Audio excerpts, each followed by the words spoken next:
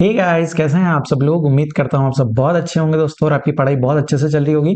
दोस्तों, आज के इस वीडियो में हम लोग डिस्कस करेंगे कुछ कॉमन मिस्टेक्स जो सीए स्टूडेंट्स करते हैं। सो अगर आप इन मिस्टेक्स को अवॉइड करोगे तो डेफिनेटली आप एग्जाम में बहुत अच्छा स्कोर कर सकते हो। सबसे पहला मिस्टेक बोला है not trekking your study hours. आप जब भी पढ़ाई करते हो तो आपको अपना स्टडी आवर्स ट्रैक करने चाहिए। कितना समय आप पढ़ाई को दे रहे हो, कितना समय आप नींद को दे रहे हो, कितना समय आप सोशल मीडिया को दे रहे हो, यू शुड नो, है ना। अगर आप अपना ट्रैकिंग करके नहीं चल रहे हो, सिर्फ हैपेजार्ड में आपकी पढ़ाई चल रही है, तो वो आपका इफेक्टिवनेस को खराब करेगा।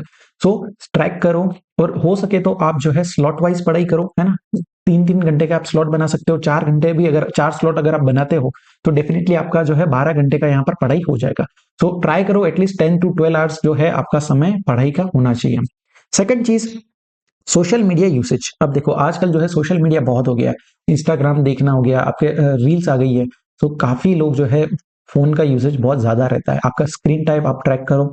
काफी सारे ऐसे ऐप्स आते हैं जिसमें बताता है कि आपने कितना समय मोबाइल को दिया है। ट्राई करो कि सोशल मीडिया का कम से कम यूज कर पाओ। जब भी आप पढ़ाई करने बैठ रहे हो तो आपके टेबल पे मोबाइल नहीं होना चाहिए। 3 आवर्स का मान लीजिए आपका स्लॉट है, 3 आवर्स आप पढ़ाई कर रहे हो, तो पूरा आपका कोशिश होना चाहिए कि मैं यहाँ पर पढ़ाई करूंगा, मोबाइल का यूज नहीं करूंगा। आपको मोबाइल देखना है शाम को, जो है रात को आप जब खाना खाते हो उसके बाद जो है आप थोड़ी देर मोबाइल देख सकते हो। अदरवाइज सोशल मीडिया ज्यादा यूज मत करो। हो सके तो इंस्टाग्राम वगैरह आप डिलीट ही कर दो, इनका कोई यूज नहीं है। जब एक बार सीए बन जाओगे उसके बाद आराम से यूज करना, कोई इशू नहीं है। लेकिन अभी एज ए स्टूडेंट आपको सोशल मीडिया अवॉइड करना चाहिए। Next, leaving B and C category chapters. अब देखो आजकल जो है बच्चे ए कैटेगरी चैप्टर्स पे ही ज्यादा डिपेंडेंट रहते हैं, ठीक है। B and C category chapters को भी आपको करना है। एबीसी एनालिसिस किस लिए दिया जाता है? ताकि आपको प्रायोरिटी पता चले कि सबसे पहली प्रायोरिटी में आपको कौन सा चैप्टर करना है। ऐसा नहीं है कि सी कैटेगरी है तो वो चैप्टर छोड़ देना, ऐसा बिल्कुल नहीं रहता है। क्योंकि 100% सिलेबस कवर कर गए तो ही आपको जो है अच्छा यहाँ पर एग्जाम में स्कोर कर पाओगे। कई बार क्या होता है, जो पेपर डिफिकल्ट करना होता है आईसीआई को, तो वो B category and C category के चैप्टर्स को टारगेट किया जाता है ना। इस बार अगर मैं नवंबर 24 की बात करूं तो आईडीटी के अंदर रिफंड अंडर कस्टम से 2 क्वेश्चंस पूछे गए थे, है ना। 8 मार्क्स का वो चैप्टर आ गया। अब सारे जो फैकल्टीज है उसको सी कैटेगरी में बताते हैं, लेकिन 8 मार्क्स का वो पूछा गया था। ऐसा भी हो सकता है कभी एग्जाम में जो है आईसीआई को ट्रिकी क्वेश्चन बनाने हुए तो वो सी कैटेगरी चैप्टर्स को टारगेट करेंगे। 100% सिलेबस कवर करो। एबीसी कैटेगरी इसलिए दिया जाता है ताकि आप प्रायोरिटाइज कर सको कि पहले कौन सा चैप्टर करने हैं और बाद में कौन से करने हैं। सिलेबस तो 100% ही करना है, कोई शॉर्टकट नहीं होता है पास होने का। इस अटेम्प्ट में छोड़ के जाओगे, अगले अटेम्प्ट में फिर पढ़ना पड़ेगा। इससे अच्छा है एक बार में ही सारी चीजें पढ़ लो, है ना। सो आपको जो है बी कैटेगरी सी कैटेगरी सारा ही सिलेबस कंप्लीट करना है। Next, avoiding writing practice and mock test papers. अब देखो काफी बच्चे जो है ऑडिट करने लग जाते हैं। आप जो भी पढ़ते हो सिर्फ बुक को देख करके, क्वेश्चन आंसर देख करके मत करो। आप हमेशा राइटिंग प्रैक्टिस का आदत डालो। जो बच्चा पास होता है, जो बच्चा फेल होता है, उसमें डिफरेंस यही है, उसने राइटिंग प्रैक्टिस किया है, उसने लिखा है। जब आप ब्लैंक पेपर लेकर के बैठते हो तो आपको पता चलेगा कि आप किस तरह से आंसर प्रेजेंट कर रहे हो। कोई एक टॉपिक मैं कह रहा हूँ, चलो आपको अभी अभी आप राइटिंग प्रैक्टिस नहीं करो, कोई एक टॉपिक अच्छे से पढ़ो और उसको यहाँ पर जो भी क्वेश्चन आपको कंपाइलर के अंदर दिया हुआ है तो वो क्वेश्चन का आंसर खुद से लिखो। ब्लैंक पेपर लो, खुद से आंसर लिखो, फिर अपना आंसर मैच करो आईसीआई के आंसर से। आपको पता चल जाएगा कि आप कितना लिख रहे हो, ठीक है। क्योंकि एक होता है नॉलेज का होना और दूसरा होता है उसको सर्व करना, उस नॉलेज को आपको पेपर में उतारना। वो बहुत इंपॉर्टेंट चीज है। एग्जाम में आपको कितना नॉलेज है वो मैटर नहीं करता, आप कितना लिख करके आए हो, कैसा आपका प्रेजेंटेशन है, वो एक्चुअल में मैटर करता है। आपका राइटिंग प्रैक्टिस अगर रहेगा, आपने लिख करके अगर प्रॉब्लम सॉल्व किए हैं, तो आप डेफिनेटली एग्जाम में अच्छा स्कोर कर पाओगे।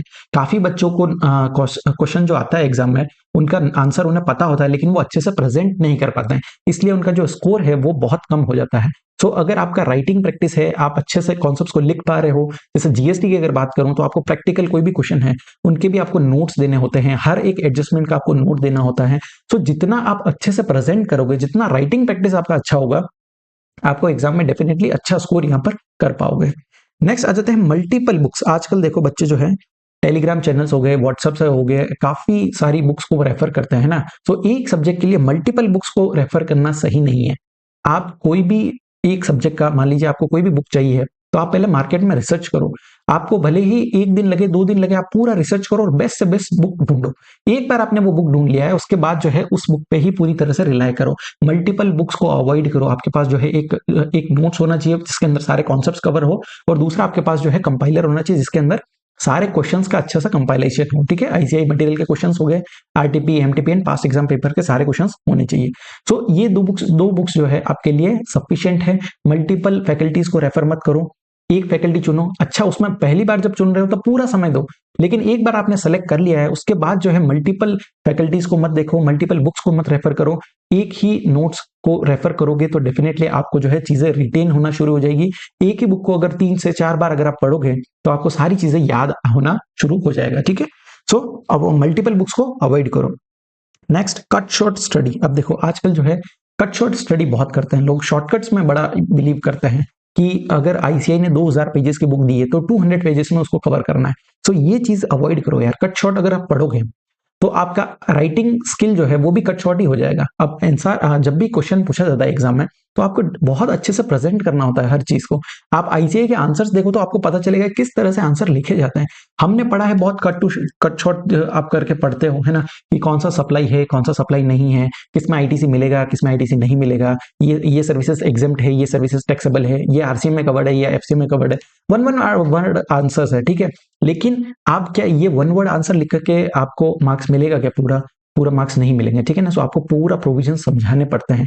तो जो भी चीजें कर रहे हो आप, कौन सी चीजें वैल्यू ऑफ सप्लाई में ऐड होगा, कौन सा ऐड नहीं होगा, अब ये एक आपको अगर पता है तो वो आप कर पाओगे, लेकिन आपको वो एंट्री भी लिखना पड़ेगा, वो एडजस्टमेंट को लिखना पड़ेगा, ठीक है। सो जितना आप जो है लैंग्वेज इंस्टीट्यूट का रखोगे उतना आप अच्छा स्कोर कर पाओगे, और जितना कट शॉर्ट करके पढ़ाई करोगे वो ही याद रहेगा और एग्जाम में भी वही लिख पाओगे। सो कट शॉर्ट जो है स्टडी को अवॉइड करो। शॉर्टकट कोई नहीं होता एग्जाम का, आपको जो है सारी चीजें अच्छे से कवर करनी चाहिए। जितना आईसीआई का लैंग्वेज है वो ज्यादा से ज्यादा याद करने की कोशिश करो। अगर वही पढ़ोगे तो वही याद रहेगा और वही लिख करके आओगे, ठीक है।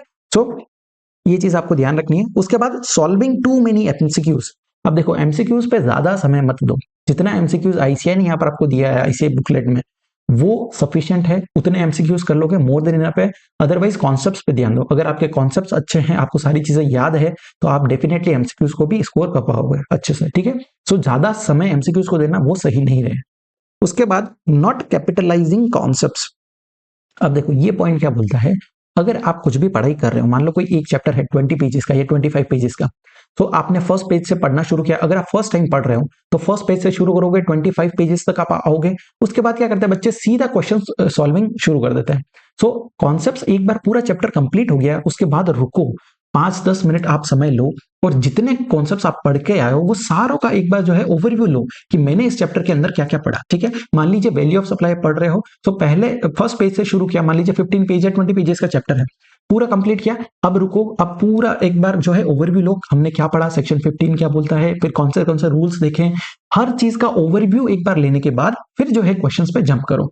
आप सीधा चैप्टर खत्म होता है और आप सीधा क्वेश्चन सॉल्व करने पहुंच जाते हो। उससे क्या होता है, चीजें आपको अभी तो आप कर पाओगे, अभी आप क्वेश्चन भी सॉल्व कर लोगे, बट वो कैपिटलाइज नहीं होगी। आप आगे आगे पढ़ते जाओगे, पीछे पीछे चीजें भूलते जाओगे, और काफी बच्चों को जो है रिटेन करने में प्रॉब्लम होती है। उसका रीजन ही यही है कि उन्होंने वो चीजें कैपिटलाइज नहीं की है। और कैपिटलाइज कैसे होगा, जो चीज मैं पढ़ रहा हूं, जो भी चीज मैंने दिन भर में पढ़ा है उसको जो है आप शाम को आधा घंटा निकालो और उसको एक बार फिर से ओवरव्यू ले लो कि क्या क्या चीजें आज मैंने दिन भर में पढ़ी है। वो आधा घंटा जो है आपको सारी चीजें आपको रिकॉल करने में मदद करेगा और आप सारी चीजें जो है कैपिटलाइज कर पाओगे।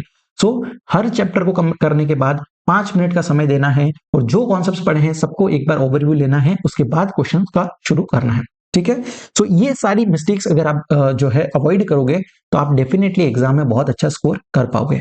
और लास्ट चीज जो मैं आपको कहना चाहता हूं, the pain of regret is far worse than the pain of discipline. So आपको अभी डिसाइड करना है कि आपको पेन ऑफ रिग्रेट चाहिए या पेन ऑफ डिसिप्लिन चाहिए। आप जो है अपना पूरा मेहनत करके इस अटेम्प्ट में, जो May 25 अटेम्प्ट आने वाला है, उसमें पूरी ताकत लगा करके जो है मेहनत करो और डेफिनेटली आप जो है यहाँ पर क्लियर कर लोगे। सो आज के लिए इतना ही। आई होप आपको ये वीडियो अच्छा लगा होगा। Thank you so much.